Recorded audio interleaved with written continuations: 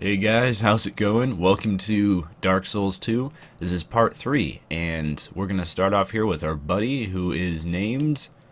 Well, he doesn't really tell you his name, so I don't know his name. I'm sure he has one, and I'm sure there's probably a way to figure this out. But this guy is in the basement of the mansion of Majula. You might remember we got a key from him in the last episode, and that's how we got in this house.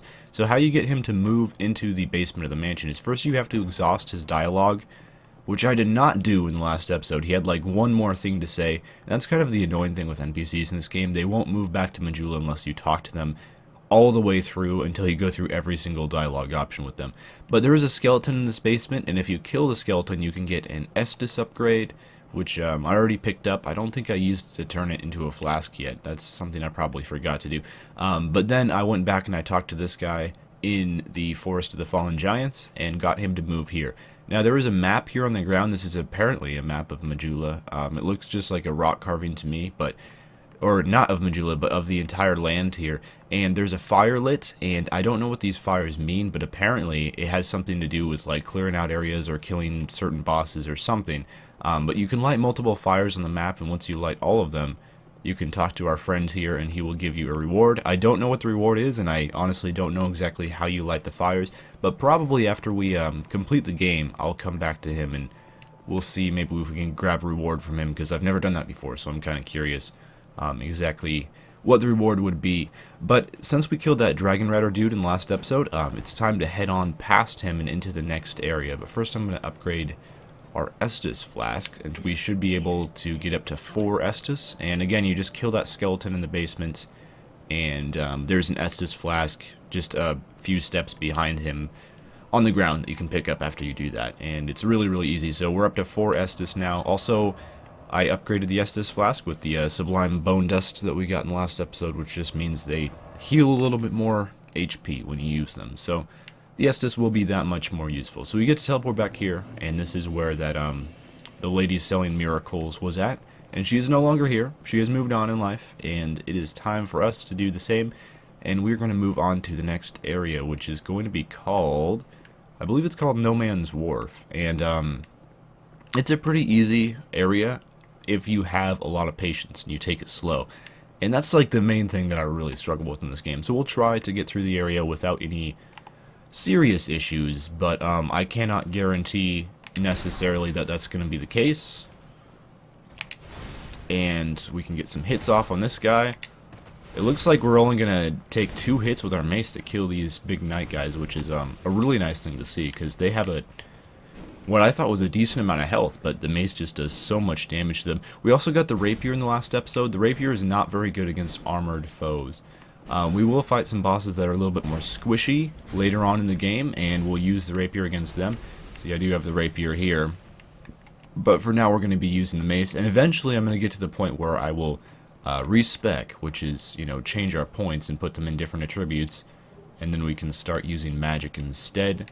Just because I think for the earlier part of the game, melee is completely fine, but later on in the game, the regular mobs, the regular enemies get more and more difficult, and a lot of them are in areas where they're just in large groups, and it's super annoying to deal with melee. I mean, you can complete this entire game with melee, and I have done so, personally, but it's a lot easier with magic in a couple of the later areas.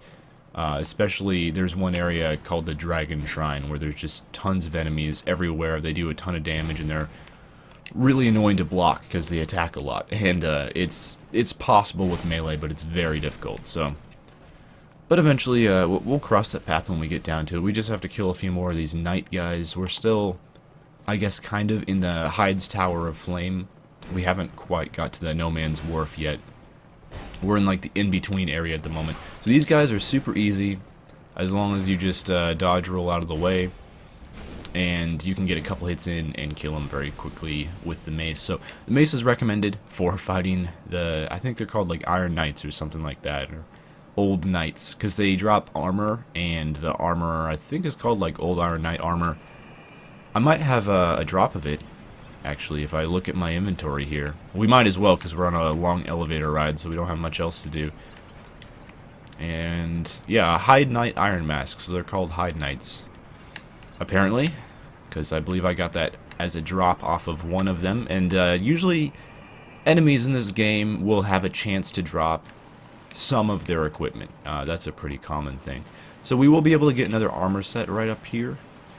If you just defeat this guy, just another High Knight. We've fought lots of them already, so this should be no problem. Although I always see tons of bloodstains in this very location, so I'm not sure what that's all about. I mean, just to get here, you probably have killed lots and lots of High Knights, so why you would struggle with killing one more, I'm not sure, but there's always tons of bloodstains here.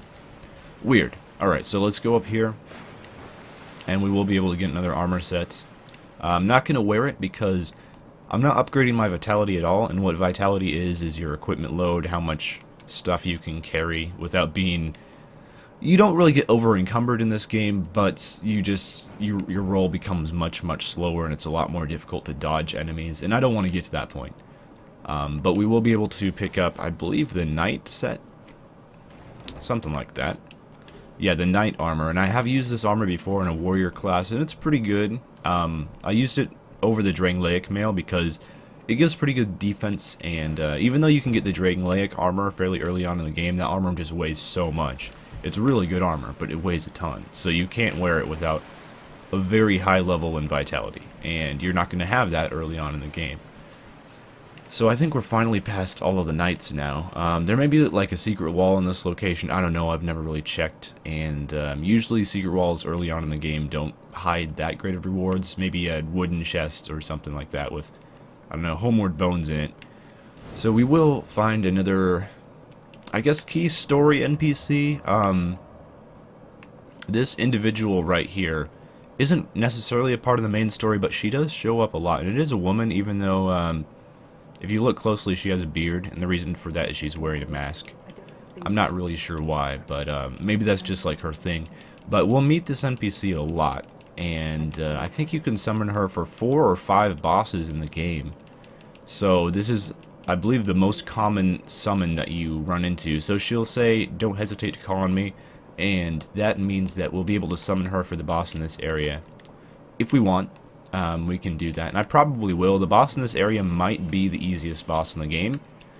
It's quite easy to deal with. However, I mean, I'm not going to argue with some extra help just in case, because the one thing with this boss, it's really, really easy, but it also does have a 3-hit combo, just like most bosses do. And if I'm really bad and I get caught by that, I could get 1 hit if I get hit by all 3 hits of the 3-hit combo. And that bonfire that we just went to, I believe, is the only bonfire in the area. I could be wrong about that, but I've never found any other bonfires. So the thing is, if you die on the boss, you have to do the entire area all over again, and I really don't want to do that, so I'll probably summon the NPC just for that. And there are a lot of bosses later on in the game. I would say most bosses. The bonfires are typically a lot closer to the boss. And there could be like a secret wall or something in this area with a bonfire behind it that I've just never found before. That's entirely possible, but as far as I know, oh man, this mace is not doing as much damage as I would like it to. So these guys, I like to call them like Ninja Vikings, because they do stuff like kick you. They're very strange. They do a lot of, you know, jumping, flying kicks and stuff like that. They're very annoying, and if my mace is doing this little damage, I'll try out the rapier. I don't think the rapier is going to be a huge improvement over the mace, just because it has kind of low damage, to be honest. So we'll see, though. We'll try it out for a little bit. And I think the last time I went through this area, my strength stat was a lot higher, so I was doing a lot more damage with my... Oh my gosh. The power attack with the rapier is so silly looking, and it's really hard to hit enemies with it. Yeah, we'll stab with the rapier. Okay, yeah, the rapier's doing work. The first hit, I hit his shield, and I didn't even hit the guy. So there's one of his ninja kicks. Oh my gosh. Okay, so the shield is just like blocking everything. There we go. Alright, he's down. I'm going to back off for a second and heal up with my cleric chime. Because again, we're not going to find a bonfire in this area unless I, you know, stumble across some sort of secret location that contains one. So we have to be really, really careful in this area, because the last thing we want to do is have to do this again. So we can stab this guy a couple times, and yeah, the rapier, it's doing similar damage to the mace, I guess, and I think it uses less stamina with its attacks, so this might be a good idea. You always want to use the mace against armored enemies, though. It's much more effective against them. So I decided not to level up strength, and again, you know, we'll worry about the stats later on. The beautiful thing with Dark Souls 2 is if you really mess up with the with your stats, and it's, you know, possible to do that, make really poor decisions with what points you put your stats into. But if you do that, you can always respec, which is great. So we're going to try to get a stab off on this guy, and he's blocking with his swords. But the other guy did back off, and that was my goal here, was to get to the point where we could, you know, isolate the enemies by themselves where they're vulnerable. And we got a lot of damage there because of the counterattack. And we could probably one-hit some of these guys if we hit them during one of their attack animations, because that counts as counterattack damage, and the rapier is really good for that. Maybe not. This rapier is a little bit disappointing, and the one thing is my dexterity stat is like really low, and as you level up dexterity, the rapier will do more and more damage. But for now, it's been kind of a downer how little damage it does, to be completely honest. Okay, these are like the main enemies that this area introduces, I guess, and they are they have like really long swings with their arms, so you have to be kind of careful with them. And it looks like the mace is doing work against these foes, so we'll probably use that. We'll just get the shield out here, and, you know, regular basic hollow soldiers should be no problem at this stage in the game, honestly. I'm going to pick up this item, dark pine resin. Okay, so one of the things that really confused me about this area, I thought it was something that you could just walk towards the boss, but that's not how it works at all. There is actually a bell way up there, if you look just above my head. And if you have a bow and arrow, which I might have, I'll check it out and see if that's the case. I do have a crossbow. I'm unable to use the crossbow effectively, but that's okay. I only have arrows, so I don't have any bolts. Do I have any bows at all? No? Alright, well that's really disappointing, but if you have a bow and arrow, you can shoot that bell from the ground and ring it, and that will cause the ship that you can see in the distance to come into the harbor, and the boss is located on that ship. And you can also go up there and ring the bell manually, and that's what we're going to have to do, because I picked up more arrows. I don't have any bolts for some reason. It's weird, because I know there's an area where you can pick up bolts very, very early on in the game, and I must have just completely missed it, and now that's coming back to bite me. But you definitely, if you want to save some time, like, that's the way to go. Okay, so there should be some enemies around here. There's a dog. Dogs are really annoying because they're very fast. We'll probably see that soon here, but the dogs like just lunge at you. On the bright side, though, they're really easy to kill because the dogs don't do very much damage. Okay, we're going to back off because our stamina needed some time to regenerate here. And we can probably go in and kill this guy with a 3-hit combo. He's down. Again, like, not doing very much damage with the mace, so, you know, I probably should have upgraded strength, but oh well. Or I could even upgrade the mace. Titanite shards are what you need to upgrade weapons, and they're generally really easy to come by. So we can use something called a Pharaoh's Lockstone here. I don't have one, but if you use a Pharaoh's Lockstone here, it lights up the entire area. And those monsters with the long arms that we saw earlier, it can be really nice to light up the area because they hate light. And so what that means is those monsters will actually have to stay in buildings, and they won't be able to come at you if you're standing in a lighted area. So it can be really handy if you're struggling here to use that Pharaoh's Lockstone and light up the area, just so it's a lot easier to deal with the enemies. Okay, we got them coming at me one at a time here, which is nice. Also, these guys will throw like oil things at you. Things of oil, and then if you get hit with some of these fire arrows, well, that happens. So that's something you generally want to avoid. I'm gonna have to heal up here, otherwise I'm dead. And we'll use the Cleric's Chime to heal up as well. And our healing, you know, I've gone through a lot of heal spells, but I do have like a ton of life gems, so we should be completely fine in terms of healing. We don't actually have to go into that building. I don't think there's any benefits to do it. You know, there's no good items in that building or anything like that, so we can just give that building a complete miss. Okay, unfortunately we did not stagger that guy with our hit for some reason, so he was able to get some damage off on me. There could be items behind here. Yeah, it looks like there is. Ring of Life Protection is a huge play here, and we're gonna actually wear this. What happens is when you die, I had no idea there was a Ring of Life Protection here. I know where you can get one. There's like 3 places where you can get them in the game. I knew one area, but that's not till later. So what happens is if we die, we won't actually become hollow, but the ring of life protection will break, and you can repair it at the blacksmith. It costs 3,000 souls, but essentially you just have to remember to repair your ring every time. And providing that you do that, you essentially never become hollow, and it's really nice.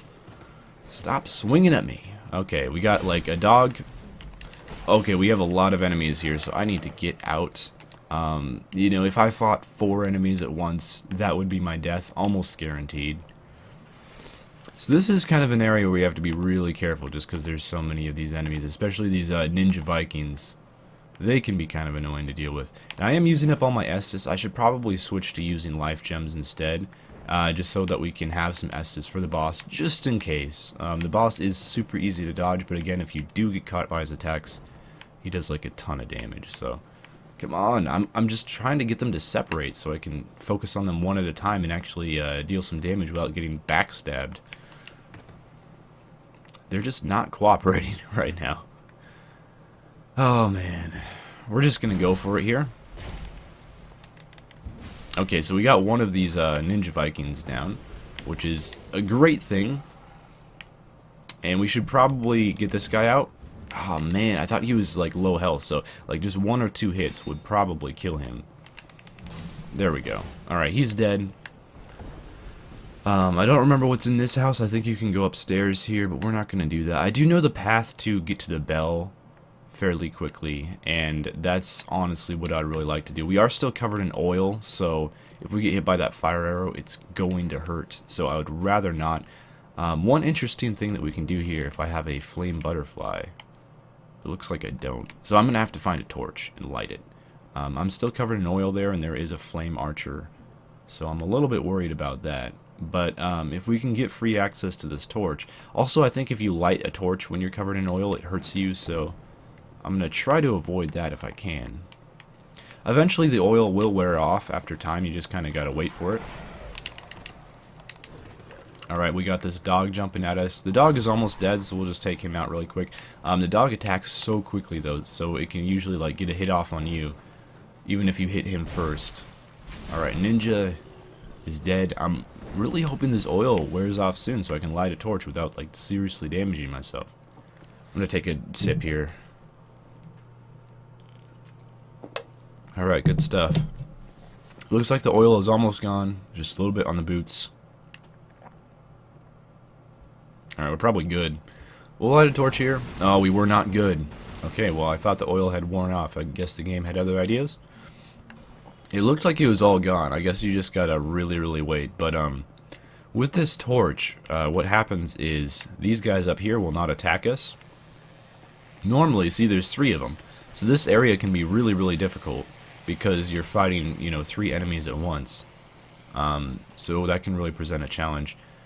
And we're getting arrow shot at us as well. So we can go into this building here, and I believe they won't attack us even when we're opening doors, or maybe they will. Okay, I got light, so you guys better back off. They still can get some swings in sometimes, even with the light, so you do have to be careful about that. But the reason why, and they might actually break through this wall, I have seen it happen before, but the reason why we want to go up here is we want to talk to this guy. And we're not going to do anything with him right now, but we will talk to him for a little bit. And I believe that he's going to move on to another area now, later in the game. And that guy comes in handy because that is the guy that you can sell items that you don't want to. So he's really important just because if you have like a bunch of weapons or armor junking up your inventory and you don't... No! That was a failure. These guys just, they swing so fast. They're really hard to deal with, honestly. Okay, we better not die here. There we go. Nice. Alright, we took him out. We're going to have to use some life gems here in order to avoid death ourselves. And we can summon that phantom that we met earlier, Lucatiel. And I'm trying to remember exactly where that happens. I think we're coming up to it pretty close. But we do have to go up into this area in order to ring the bell. No, another Viking. Oh, man. I hate these guys so much. I'm gonna die. I'm probably going to die, honestly. just because like I'm just getting destroyed by these Vikings attacks. It might be a good idea to get the shield out right now, so we're gonna do that. And block his attack there, and then we can deal with this Viking a little bit easier. Alright, so we are almost to the bell, and as long as I get the bell wrong, like that's the main goal here, and we are going to accomplish that. And this means I never have to go back up here again, so even if I happen to die, which I'm hoping won't happen yet, you know, I'm sure deaths will eventually happen, but I want to keep this a deathless run as long as possible. But the ship will now move into the harbor, so we've done that. We don't have to do it again. And again, if you want to do that easier, just use a bow and arrow. It's way easier to deal with that.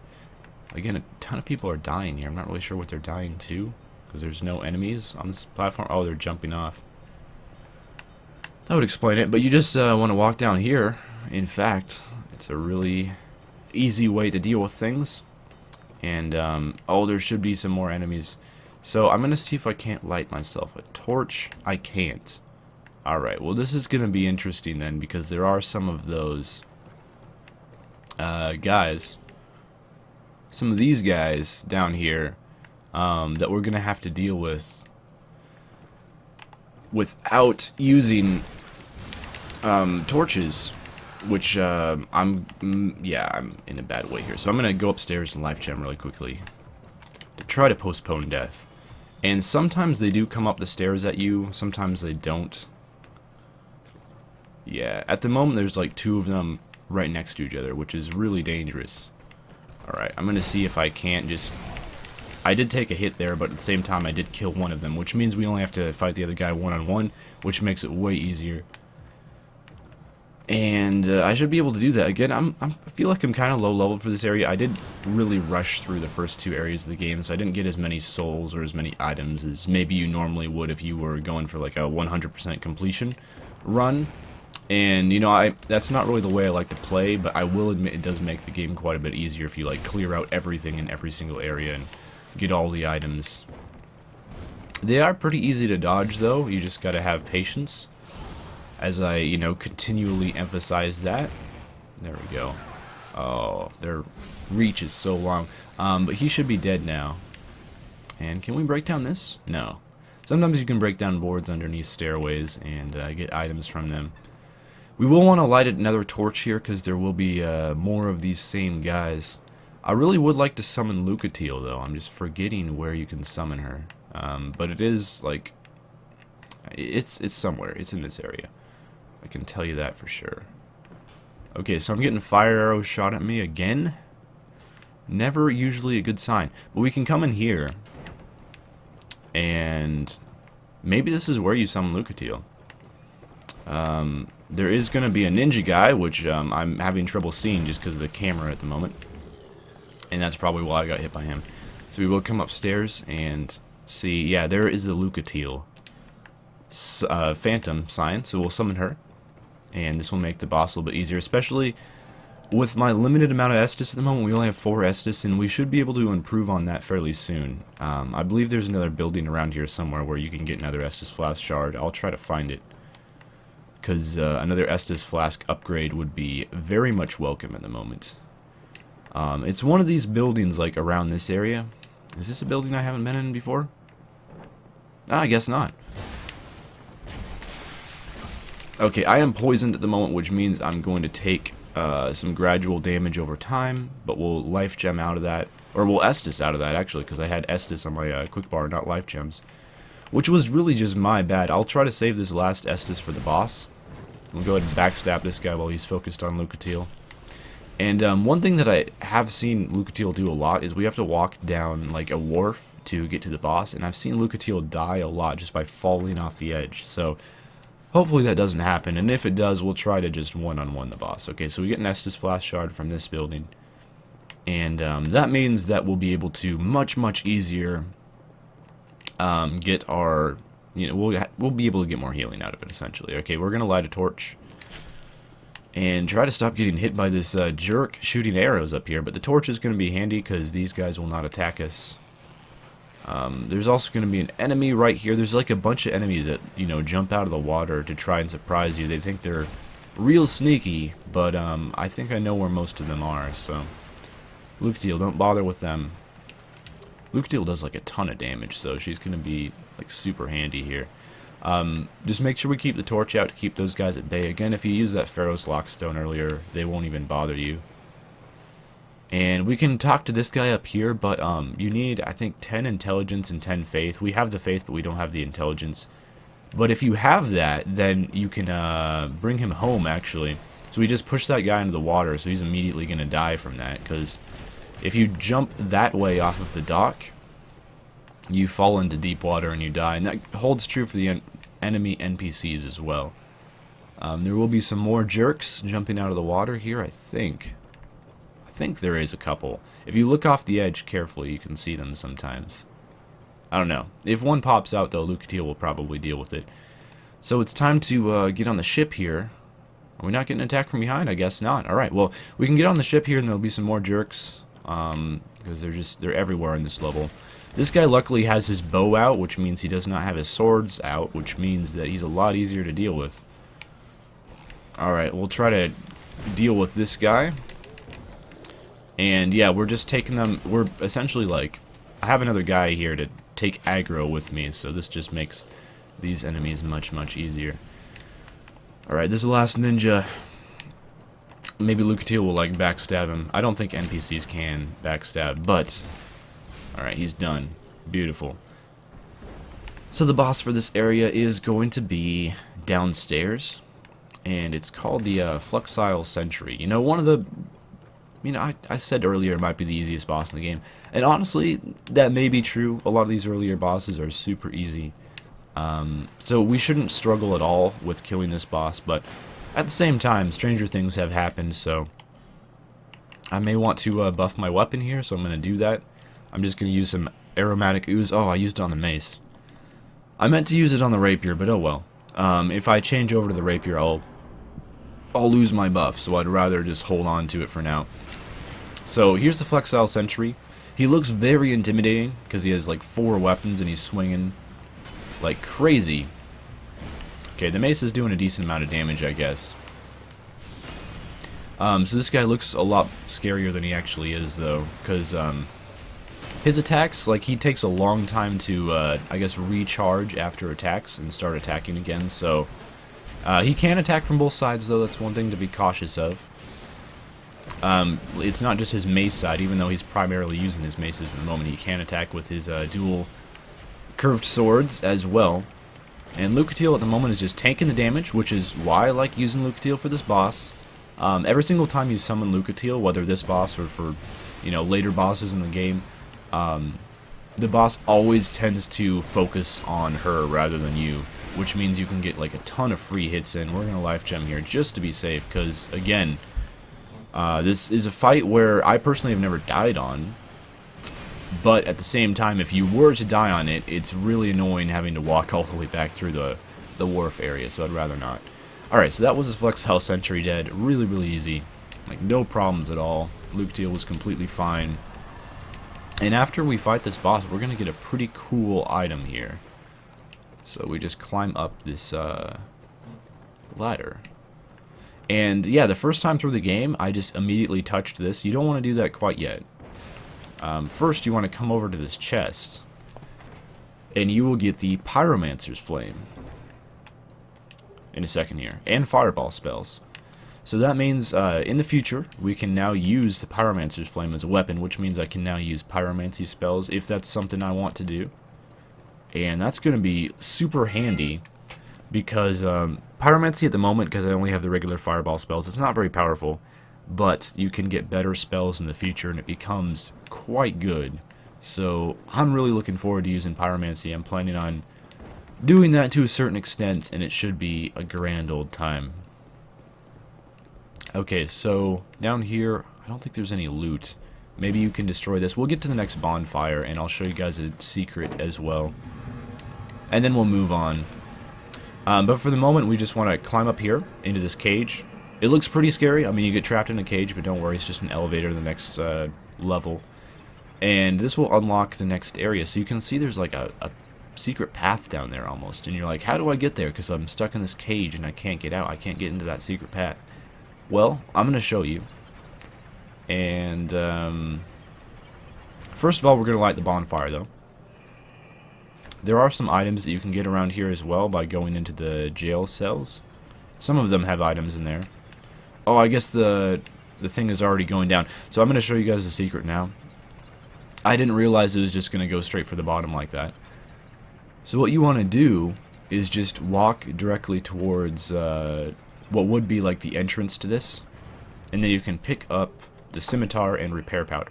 So the scimitar was kind of a decent weapon. And then we have to take the elevator ride up again, unfortunately. But we can check out the scimitar while we're doing that. It's one of these. Where is it at? Oh, I also got another bastard sword drop, which I thought was kind of funny, because we spent so much time getting that weapon, then I just got another one as a drop from a random NPC. Okay, here's the scimitar, 110 damage. So it's not amazing, but that is just kind of like a secret weapon that you can pick up if you want to. But we got something else, like repair powder or something like that. I'm already forgetting what the other item is. We can pick up a Soul of a Proud Knight in here, and a Radiant Life Gem, which is just a better life gem than the normal ones that I typically use. And the bonfire should be here in this cell for the Lost Bastille, which is... This is not the next area that we'll do, but we will eventually do this area at some point in the game. Alright, so that's going to do it for this episode. Thank you guys for watching. I'll level up and stuff like that off camera, but until next time, farewell.